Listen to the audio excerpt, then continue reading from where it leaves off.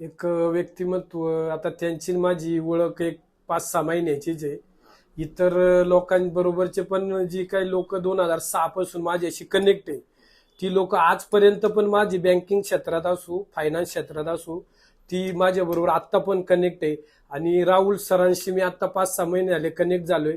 इतर लोक आणि त्यांच्या स्वभावामध्ये वेगळा फरक आहे. त्यांना कधी जरी आपण कोणत्या विषयाची माहिती विचारण्यासाठी कॉल केला तर ते आपल्याला 24 hours आपल्याला अवेलेबल असतात. ते कधी असं होत नाही की ते कॉल उचलत नाही किंवा आपल्याला माहिती अधुरी भेटते.